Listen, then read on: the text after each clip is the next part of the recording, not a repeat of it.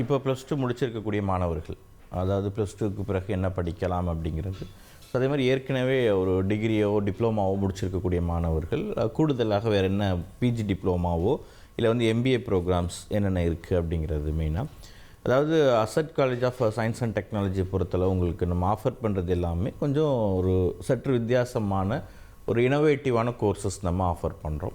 இந்த இனோவேட்டிவான கோர்சஸ் கொடுக்கக்கூடியதுக்கு என்ன முக்கியமான காரணம் என்னன்னு கேட்டிங்கன்னா, அதாவது நம்பர் 1 வந்து வேலைவாய்ப்புகள் இருக்கக்கூடிய துறைகள். அதாவது வேலைவாய்ப்புகள் இருக்கக்கூடியது அப்படிங்கிறது இந்தியாவில் மட்டும் அல்லாமல் ஃபாரின் கண்ட்ரீஸ்லையுமே இருக்கக்கூடிய ஜாப் ஆப்பர்ச்சுனிட்டிஸ் அதிகமாக இருக்கக்கூடிய துறைகள் ஒன்று.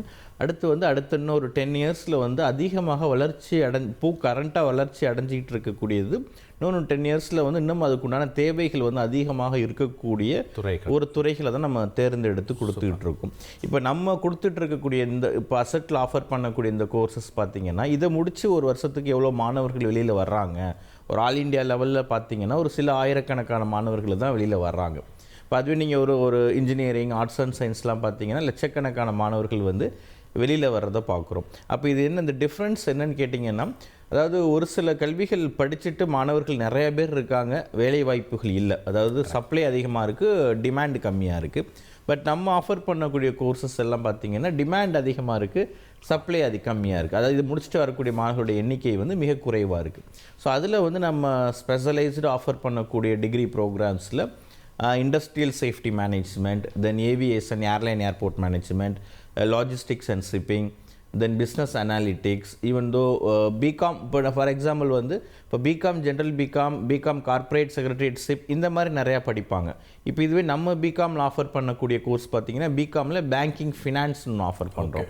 ஸோ இந்த மாதிரி அதே மாதிரி பேங்க்கில் உடனடியாக வேலை வாய்ப்புகள் கிடைக்கக்கூடிய, அதே மாதிரி வந்து உங்களுக்கு பேங்க்குன்னு தனியாக ஒரு எக்ஸாம்க்கெலாம் படித்து எழுதணுன்றத விட இதை படித்தா ஈஸியாக. எஸ், இப்போ உங்களுக்கு ஒரு பிகாமில் ஒரு ஃபினான்ஸ் சம்மந்தமாக ஒரு பேப்பர் படிச்சுட்டு தென் அகெயின் வந்து அவங்க பேங்க் எக்ஸாம்ஸ் ப்ரிப்பேர் பண்ணுறதுக்கு இப்போ பேங்கிங் ஃபினான்ஸ் பற்றியே ஃபுல் டைமாகவும் ஒரு டிகிரி படிக்கும் போது அவங்க ஈஸியாக வந்து ஜாப் ஆப்பர்ச்சுனிட்டிஸ். இப்போ பேங்க் எக்ஸாம் அப்படிங்கும் போது இப்போ நம்ம இங்கே இருக்கக்கூடிய பேங்க்குன்னு கிடையாது, இப்போ ஆர்பிஐ கண்டக்ட் பண்ணக்கூடிய எக்ஸாம்ஸ் கூட எழுதி அவங்களால கிளியர் பண்ண முடியும். ஸோ அந்தளவுக்கு வந்து ஒரு குளோபல் லெவலில், நேஷ்னல் லெவலில் நடத்தக்கூடிய எக்ஸாம்ஸுமே கிளியர் பண்ண முடியும். ஸோ அந்த மாதிரி டிகிரி ப்ரோக்ராம்ஸ் தான் நம்ம வந்து செலக்ட் பண்ணி ஆஃபர் பண்ணுறோம். Okay sir.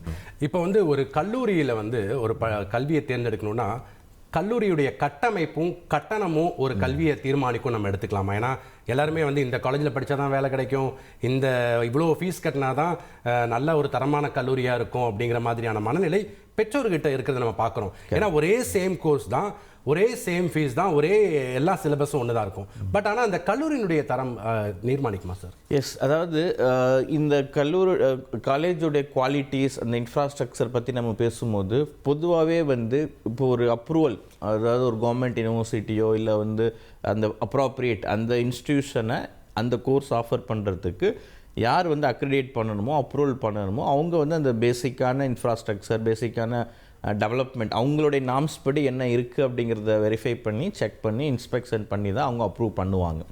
அதன் பிறகு வந்து அவங்களுடைய குவாலிட்டி வந்து எதை பேஸ் பண்ணி தீர்மானிக்குதுன்னு கேட்டிங்கன்னா, அவங்க எப்படி ஹவு தே ஆர் ஃபங்க்ஷனிங், அவங்க எப்படி ஆப்ரேட் பண்ணுறாங்க, எப்படி ஃபங்க்ஷன்ஸ் பண்ணுறாங்க அப்படிங்கிற பேஸ் பண்ணி அவங்களுடைய குவாலிட்டியும் அவங்களுடைய ஸ்டாண்டர்டும் வந்து நம்ம பார்க்க முடியும். ஸோ இதில் இந்த ஃபீஸ் ஸ்ட்ரக்சரை பேஸ் பண்ணி, அதாவது அதிக கட்டணம் வசூலித்தாதான் வந்து அந்த கல்லூரி வந்து தரமான கல்லூரி, ஃபீஸ் கம்மியாக இருந்தது அப்படின்னா வந்து அது அந்தளவுக்கு இல்லை அப்படிங்கிறது அப்படி கிடையாது. ஆக்சுவலி அதாவது கல்வி அப்படிங்கிறது வந்து உங்களுக்கு எப்போதுமே எப்படி இருக்கும்னு கேட்டிங்கன்னா, ஒழுக்கத்தோட ஒரு டிசிப்ளின்டு எஜுகேஷனோட எடுத்துகிட்டு போகணும்.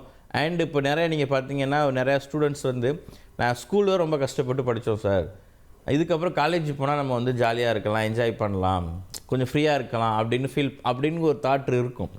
பட் பொதுவாகவே பார்த்திங்கன்னா காலேஜில் ஸ்டடீஸில் தான் கொஞ்சம் சீரியஸாக இருக்கணும்.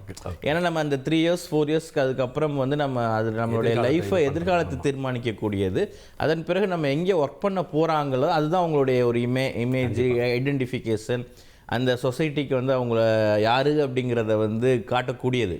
நாளைக்கு அவங்க என்னவாக இருக்காங்க, ஒரு இன்ஜினியராக இருக்கார், ஒரு டாக்டராக இருக்கார், இல்லை ஒரு சேஃப்டி இன்ஜினியராக இருக்கார், ஒரு ஏர்போர்ட் மேனேஜராக இருக்கார் அப்படின்னு சொல்லக்கூடிய லைஃப் லாங் அவருக்கு ஒரு அடையாளத்தை கொடுக்கக்கூடியது அதுதான். அப்போ நம்ம காலேஜ் ஸ்டடீஸில் தான் வந்து கொஞ்சம் கேர்ஃபுல்லாக, கொஞ்சம் சீரியஸோடு நம்ம வந்து இருக்க வேண்டியது. ஸோ அதை வந்து கம்பல்சரி வந்து இன்ஸ்டிடியூஷன்ஸ் பொறுத்தளவு உங்களுக்கு எங்கே வந்து ஸ்ட்ரிக்ட் அண்ட் டிசிப்ளின்டு நீங்கள் என்ன வேணாலும் பண்ணிக்கங்க, ஒன்றும் பிரச்சனை கிடையாது அப்படின்னு கொஞ்சம் மாடரேட் லெவலில் விடக்கூடிய இன்ஸ்டிடியூஷனுக்கும், இல்லை வந்து ஒரு நுக் அண்ட் கார்னர் ஃபாலோ பண்ணி எல்லா வகையிலையுமே சரி பண்ணி ஒரு பர்சனாலிட்டி டெவலப்மெண்ட்லேருந்து கம்யூனிகேஷன் ஸ்கில்லேருந்து எல்லாமே ஒரு எஃபெக்டிவாக அவங்க சரி பண்ணி எடுத்துகிட்டு போகும்போது கொஞ்சம் வேல்யூவாக இருக்கும். அப்போ இந்த ஃபீஸ் ஸ்ட்ரக்சரை பேஸ் பண்ணி தான் ஒரு இன்ஸ்டிடியூஷனுடைய குவாலிட்டியான்னு கேட்டிங்கன்னா 100% அது கிடையாது. ஸோ எங்கே நமக்கு வந்து அது ஒரு பர்ஃபெக்ட் பக்காவான ஸ்டாண்டர்ட் இருக்கோ நம்ம அதை சூஸ் பண்ணலாம். ஓகே, இப்போ +2 முடித்த மாணவர்கள் எந்தெந்த சப்ஜெக்ட் எடுத்திருந்தா அசட் கல்வி நிறுவனத்தில் நம்ம சேரலாம், என்னென்ன கோர்ஸ் நீங்கள் ஆஃபர் பண்ணுறீங்க? எஸ், அதாவது உங்களுக்கு +2ல் அந்த குரூப் பொறுத்தளவு இப்போ கம்ப்யூட்டர் சயின்ஸு, இல்லை commerce, business maths, pure science, அது மாதிரி பயோ மேத்ஸ், அந்த மாதிரி குரூப் எடுத்திருக்கக்கூடிய மாணவர்கள் அவங்கவுங்க அந்த குரூப்புக்கு தகுந்த மாதிரி கோர்ஸை வந்து சூஸ் பண்ணுறதை வந்து நம்மளால் பார்க்க முடியும். ஒரு கம்ப்யூட்டர் சயின்ஸ் முடிச்சிருக்காரு அப்படின்னா ஒரு கம்ப்யூட்டர் பேஸ்டு கோர்ஸாகவே வந்து அவர் பிளான் பண்ணுவார். அதேமாதிரி ஒரு பியூர் சயின்ஸ் இருக்காங்க அப்படின்னா அந்த pure science based allied health science, இல்லை பயோகெமிஸ்ட்ரி, பயோடெக்னாலஜி, ஸோ இந்த மாதிரி கோர்ஸாகவே அவங்க பிளான் பண்ணுறதை வந்து நம்மளால் பார்க்க முடியும். பட் வந்து ஒரு சில ப்ரொஃபஷ்னல் கோர்சஸ் வந்து as per government university rules படி வந்து அவங்களும் செலக்ட் பண்ணலாம். ஃபார் உதாரணத்துக்கு பார்த்தீங்கன்னா பிபிஏ லாஜிஸ்டிக்ஸ் அண்ட் ஷிப்பிங் வந்து +2ல் நீங்கள் எந்த குரூப் எடுத்திருந்தாலுமே எடுத்து படிக்க முடியும். அது மாதிரி பிஎஸ்சி இண்டஸ்ட்ரியல் சேஃப்டி மேனேஜ்மெண்ட் அப்படிங்கிற டிகிரியுமே நீங்கள் +2ல் வந்து any group can students select பண்ணலாம். இந்த பிஎஸ்சி ஏவியேஷன் ஸ்டடீஸ்க்கு மட்டும்தான் ஃபிசிக்ஸ் கெமிஸ்ட்ரி அப்படிங்கிறது வந்து கம்பல்சரி இருக்கும்.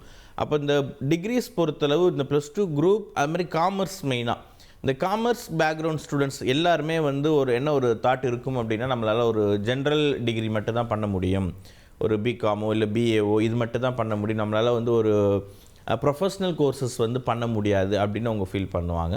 பட் அவங்களுமே தாராளமாக ப்ரொஃபஷ்னல் கோர்சஸ் வந்து பண்ண முடியும். ஸோ அதில் வந்து இப்போ பிகாமில் வந்து உங்களுக்கு பேங்கிங், இப்போ பிகாம் தான் பண்ணணும் அப்படின்னா பிகாம்லேயே கொஞ்சம் டிஃப்ரென்ஸ் பண்ணி பண்ணலாம். பிகாமில் பேங்கிங் ஃபினான்ஸ் பண்ண முடியும். அதே மாதிரி பிபிஏ ஏர்லைன் ஏர்போர்ட் மேனேஜ்மெண்ட் அப்படிங்கிற ஸ்டடீஸ் வந்து காமர்ஸ் பேக்ரவுண்ட் ஸ்டூடெண்ட்ஸ் வந்து எடுக்க முடியும். ஸோ இந்த மாதிரி இந்த குரூப் அப்படிங்கிறத பேஸ் பண்ணி தான் நீங்கள் அந்த கோர்ஸை செலக்ட் பண்ணணும் கிடையாது. எனி குரூப் ஸ்டூடெண்ட்ஸுக்கு ஒரு சில ப்ரொஃபஷ்னல் கோர்ஸுமே வந்து செட் ஆகும். ஸோ அதன் மாதிரி பிளான் பண்ணும்போது கொஞ்சம் வேல்யூ நல்லாயிருக்கும். கண்டிப்பாக. ஒரு நேயர் தொடர்பில் இருக்காங்க. வணக்கம், மதுரையிலேருந்து விஜயலட்சுமி பேசுகிறீங்க. சொல்லுங்கள், உங்களுடைய கேள்வி என்னங்கம்மா? சார், ஏஐ பற்றி கொஞ்சம் கிளாரிஃபை சொல்லுங்கள் சார். ஓகேம்மா, ஃபைன். ஆக்சுவலி வந்து உங்களுக்கு ஏஐ அப்படிங்கிறது இப்போ காமனாக வந்து இப்போ ஒரு கம்ப்யூட்டர் சயின்ஸ் அப்படிங்கிறது வந்து எப்படி வந்து நம்ம எல்லா கோர்ஸுக்குமே காமனான ஒரு டிகிரியாக நீங்கள் எது படித்தாலுமே வந்து கம்ப்யூட்டர் சயின்ஸ் நாலேஜ் கம்பல்சரி வேணும். ஒரு பேசிக் எக்ஸல், பவர் பாயிண்ட்டு. ஏன்னா இப்போ வித்தவுட் எக்ஸல் உங்களுக்கு எல்லா கோர்ஸுமே எல்லா டிகிரிக்குமே பார்த்தீங்க அப்படின்னா இப்போ நீங்கள் இந்த லாஜிஸ்டிக்ஸ் அப்படிங்கிறது நம்ம பஸ்ஸில் ஆஃபர் பண்ணக்கூடிய பிபிஏ லாஜிஸ்டிக்ஸ் அண்ட் ஷிப்பிங்காக இருக்கட்டும், இல்லை எம்பிஏ லாஜிஸ்டிக்ஸ் அண்ட் ஷிப்பிங்காக இருக்கட்டும், இதெல்லாம் பார்த்தீங்க அப்படின்னா கண்டிப்பாக ஒரு எக்ஸல் அப்படிங்கிறது ஒரு அதில் வந்து ஒரு டூல் இருக்குது, எஸ்ஏபின்னு ஒரு டூல். அந்த எஸ்ஏபிங்கிற டூல் அவங்க கற்றுக்கிட்டாங்க அப்படின்னா இன்னும் வந்து வேல்யூ அதிகமாக இருக்கும். அப்போ இந்த டூல் வந்து இப்போ லாஜிஸ்டிக்ஸ் படித்தாலுமே ஏவியேஷன் படித்தாலுமே வந்து கம்ப்யூட்டர் சயின்ஸ் நாலேஜ், கம்ப்யூட்டர் நாலேஜை வந்து நம்ம எப்படி எல்லா ஃபீல்டுக்குமே ஒரு ஜென்ரலாக காமனான ஒரு விஷயமாக நம்ம எடுத்துக்கிறோமோ அதே மாதிரி வந்து உங்களுக்கு இந்த ஏஐயுடைய சிலபஸும் நீங்கள் கம்ப்யூட்டர் சயின்ஸ் சிலபஸும் எடுத்து பார்த்தீங்க அப்படின்னா ஓரளவு உங்களுக்கு மேட்ச் ஆகும். அதோட கொஞ்சம் அப்டேட் வெர்ஷன் அப்படின்னு சொல்லலாம், இல்லைனா அதில் ஒரு நியூ சிலபஸ் அப்படிங்கிறது சொல்லலாம். இப்போ நீங்கள் ஃபுல் டைமாக ஏஐ தான் எடுத்து படிக்கணும் அப்படிங்கிறது கிடையாது. நீங்கள் கம்ப்யூட்டர் சயின்ஸ் படித்தாலும் அது ரிலவெண்ட் ஜாபுக்கு போக முடியும் ஒன்று. அண்ட் நீங்கள் வேறு எனி டிகிரி ப்ரொஃபஷ்னல் கோர்சஸ் எந்த இது எடுத்தாலுமே வந்து காமனாக ஏஐ, சைபர் செக்யூரிட்டி இந்த மாதிரி விஷயங்கள் நீங்கள் கற்றுக்கும் போது கொஞ்சம் வேல்யூ அதிகமாகும். இதெல்லாம் வந்து உங்களுக்கு ஒரு ஷார்ட் டேர்ம் கோர்ஸாகவும் இப்போ நிறைய அவைலபிளாக இருக்குது. தென் ஃபுல் டைம் டிகிரி படிக்கணும் அப்படின்னா அதை நீங்கள் கம்பேர் பண்ணணும். ஏற்கனவே எக்ஸிஸ்டிங் சிலபஸுக்கும் அதுக்கும் இருக்கக்கூடிய டிஃப்ரென்ஸ் என்ன அப்படிங்கிறத பார்த்து தெரிஞ்சுக்கலாம்.